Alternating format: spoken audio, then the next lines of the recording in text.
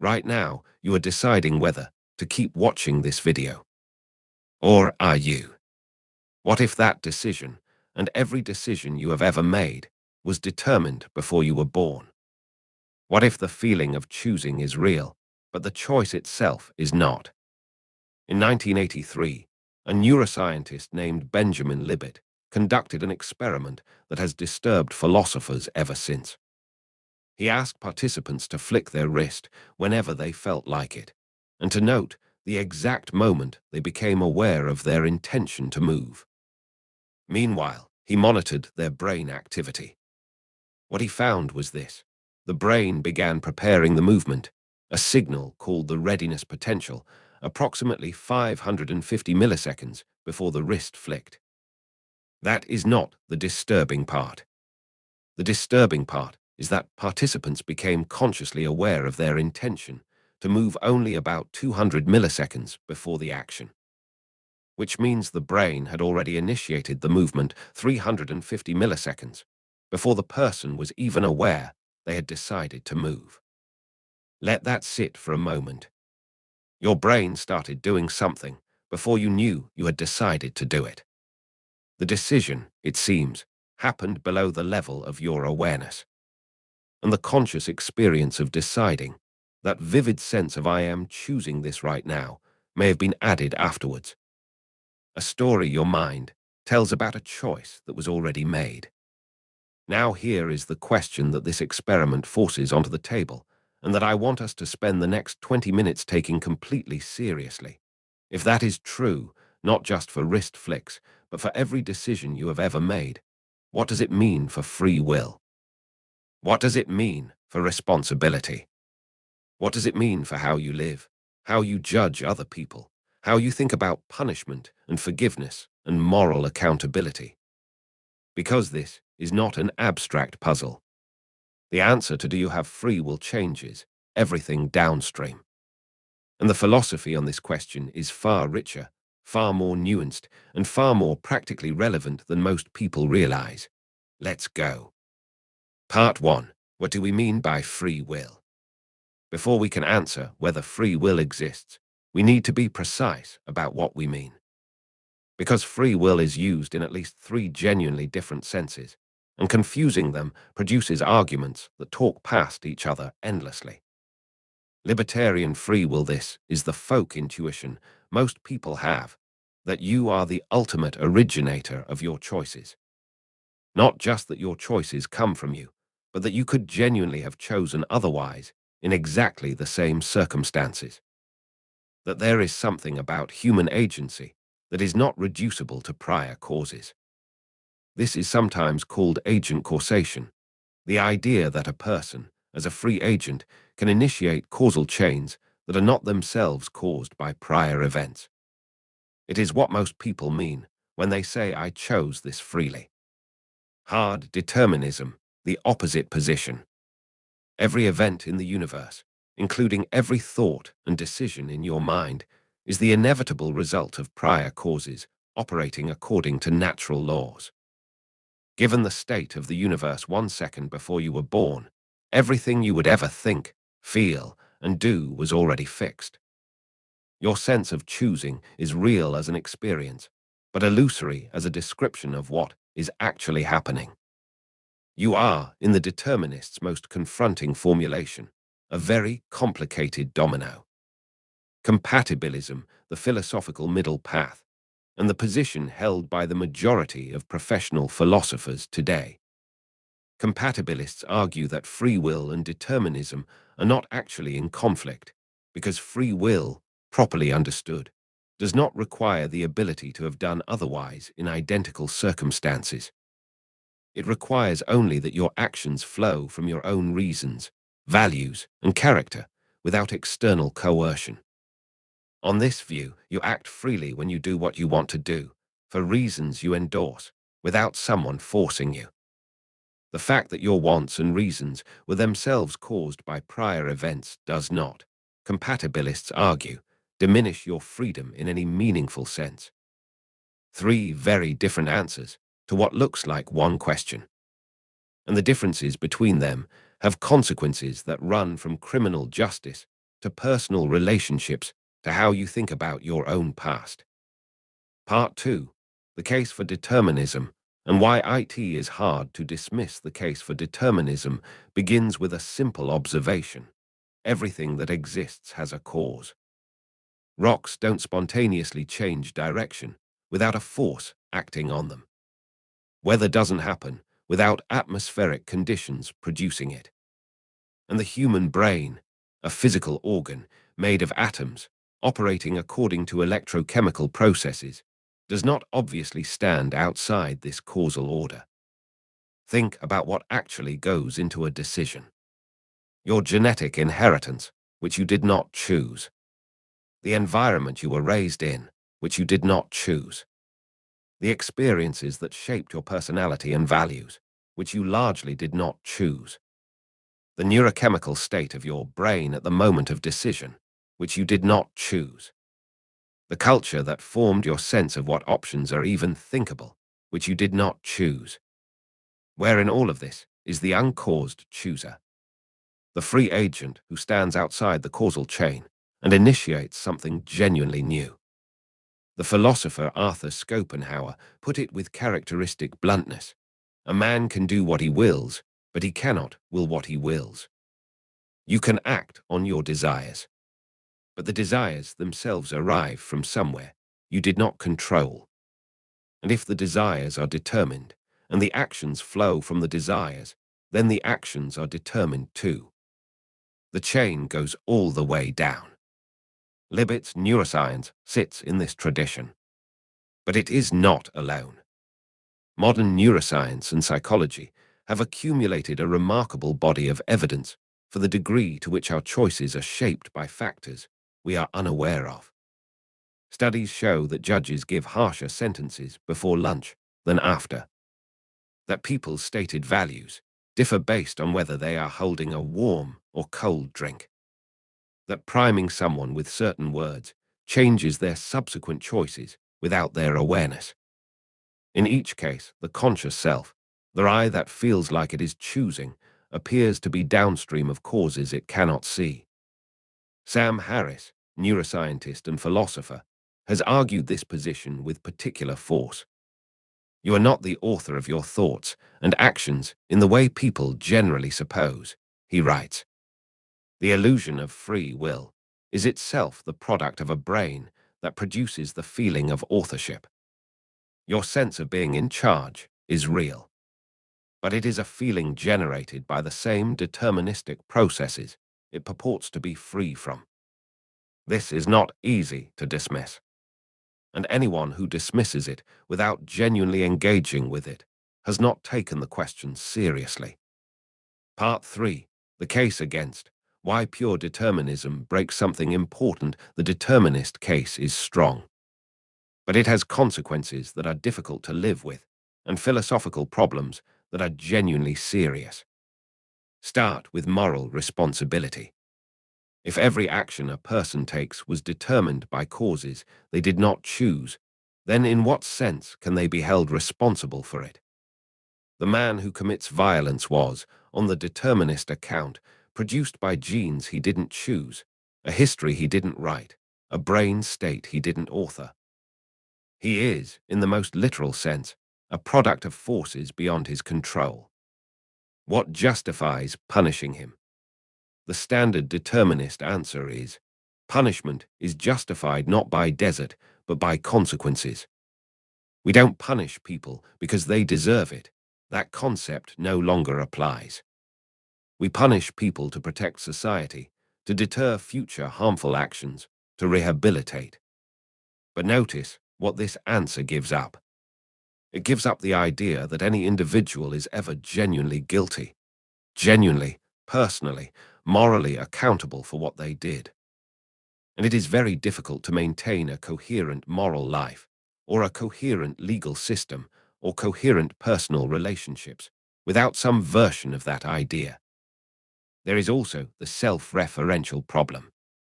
The determinist who argues that free will is an illusion is, on their own account, producing that argument because prior causes determined they would.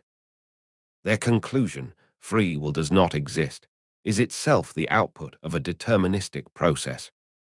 If that process is reliable, we should trust the conclusion. But if we should trust conclusions produced by deterministic processes, then we have no grounds to distrust the conclusions of people who believe in free will, since their beliefs are equally the product of deterministic processes. The argument seems to undermine its own claim to truth. And then there is quantum mechanics, the physicists' contribution to this debate. At the subatomic level, events appear to be genuinely indeterminate. Quantum events do not have fixed prior causes in the classical sense. The universe, at its most fundamental level, may not be deterministic. Now, this does not straightforwardly rescue free will, because random quantum fluctuations are not the same as meaningful choice. But it does mean that the physical universe is not obviously the iron causal machine that classical determinism assumed. The door is, at minimum, not fully closed. Part 4. Compatibilism, the philosophy most people haven't heard enter compatibilism, the position that has dominated academic philosophy for the past 50 years, and that almost no popular philosophy content explains properly. The compatibilist makes a move that initially sounds like a dodge, but is, on examination, philosophically serious. They say, the entire debate between libertarian free will and hard determinism has been using the wrong definition of free will. Once you define free will correctly as the kind of freedom that actually matters for human life and moral responsibility, the question of whether the universe is deterministic becomes largely irrelevant. What is the right definition of free will? Here is the compatibilist's answer. You act freely when your action flows from your own desires, reasons, and values, when it is not produced by external coercion, manipulation, or compulsion. A person who acts at gunpoint is not acting freely, not because their action was caused by prior events, but because the relevant cause was an external threat overriding their own agency. A person who acts from their own genuine values and reasons is acting freely, even if those values were themselves caused by prior events, because they are still authentically theirs. The philosopher Harry Frankfurt illustrated this with his concept of first-order and second-order desires. A first-order desire is a desire to do something, to eat, to rest, to speak. A second-order desire is a desire about your desires, wanting to want something, or wanting not to want something. Frankfurt's insight: what makes an action genuinely yours is not that it was uncaused, but that it aligns with what you reflectively endorse. The person who acts on an addiction they desperately want to be free of is not acting freely, even if no one is forcing them, because their action conflicts with their second-order desires. The person who acts from values they have examined and genuinely embrace is acting freely, even if those values were shaped by causes beyond their control. Daniel Dennett, one of the most rigorous defenders of compatibilism, puts it this way: the kind of free will worth wanting is not the ability to have done otherwise in identical circumstances. It is the ability to respond to reasons, to update your behavior based on evidence, to act from reflection rather than impulse, to be the kind of system that can be reasoned with, praised, blamed, and held responsible. And that kind of freedom, which human beings genuinely have, is entirely compatible with the universe being deterministic. This matters practically. It means that moral responsibility does not require metaphysical magic. It requires only that people are responsive to reasons and not under external compulsion. A person who commits violence because they were coerced is not fully responsible. A person who commits violence because they chose to, from their own values, and could have responded to reasons not to, is responsible. Not because they stood outside the causal order, because they were the relevant causal agent. Part 5. What this means for how you actually live all three positions libertarian free will, hard determinism, and compatibilism have practical implications. And I think understanding them changes something about how you relate to yourself and others. On judging other people hard, determinism invites a kind of radical compassion. If every person's actions are the product of a history they did not choose, a childhood, a neurology, a set of circumstances that shaped who they became, then the contempt and moral superiority we often feel toward people who do wrong becomes harder to sustain. Not impossible.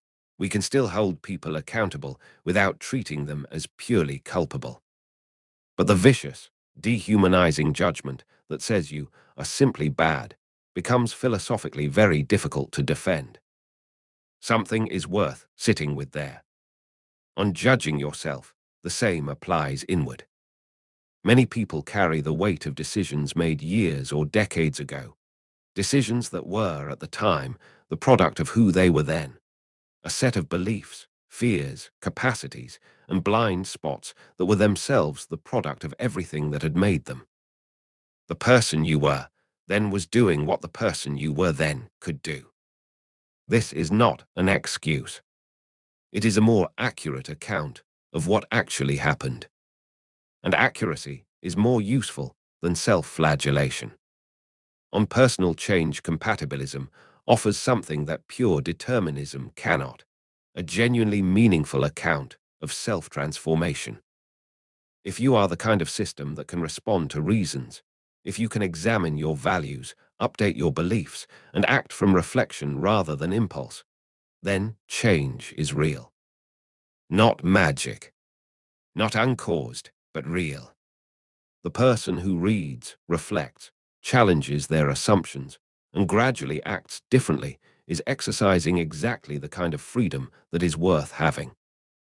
Not because they escaped the causal order, because they became a different part of it. On responsibility and courage here is perhaps the most important practical implication. Even if your choices are determined by who you are is still the cause. And that matters. The Stoics understood this intuitively. You may not control what happens to you, but the character from which you respond is yours. Nietzsche understood it. The person who creates values and lives by them is exercising something real, even if every step in that creation had prior causes. The question is not whether you are the uncaused cause of your actions. The question is whether you are the kind of person, with the kind of values, the kind of reflective capacity, the kind of courage from which good actions reliably flow. That is a question you can actually do something about. And doing something about it is, in the only sense that matters, free. Part 6. The honest answer. So, do you have free will? The honest answer is, it depends entirely on what you mean by the question. If you mean libertarian free will, the ability to be the uncaused cause of your own actions, to have genuinely done otherwise in identical circumstances, the evidence is not encouraging. The neuroscience is troubling, the philosophical arguments are formidable, and the picture of the human being as a self-originating agent standing outside the natural causal order is very difficult to maintain under scrutiny. If you mean compatibilist free will, the ability to act from your own values and reasons without external coercion, to be responsive to evidence and argument, to be the kind of agent who can be genuinely held responsible, then yes. You have that, and it is genuinely worth having. It is the kind of freedom that makes moral life, personal relationships, and self-transformation coherent. It does not require magic. It requires only that you are, in the relevant sense, you. What I would resist is the nihilistic conclusion that some people draw from the determinist position, that because free will in the libertarian sense may be illusory, nothing matters, nothing is your responsibility, and self-examination is pointless. That conclusion does not follow. What follows is something more demanding, that you are the product of causes you did not choose, and that you are now one of those causes for everything that comes next. The fact that you were shaped by your past does not excuse you from shaping your future. It makes you responsible for it in the only way that actually makes sense. The Stoics said, focus on what is in your control. Nietzsche said, become who you are. Ambedkar said, use wisdom as your foundation. All of them were, in different ways, pointing at compatibilist free will before the philosophical vocabulary existed, the freedom that consists not in escaping causality, but in being the right kind of cause. Closing Libet's experiment showed that the brain begins acting before the conscious mind knows it has decided. That is unsettling. But here is what it does not show. It does not show that reflection is pointless, that values don't matter, that the kind of person you are has no bearing on the actions that flow from you. It shows that consciousness is not the dictator of the brain it thought it was. It does not show that you, the full, complex, historically shaped, reason-responsive system, that you are not genuinely the author of your life. You are not free in the way a fairy tale would have it. You are free in the way that is actually available to a human being embedded in a physical world, shaped by history, responsive to reason, capable of reflection, and responsible, in the deepest sense, for the character from which your choices flow. That is enough. That is, in fact, everything. Drop a comment with where you land on this: libertarian, hard determinist, or compatibilist. And tell me why. This is the kind of question where I genuinely want to read what you think. If this video shifted something for you, like and subscribe. Sovereign Mind is building a series on the questions that actually matter. See you in the next one.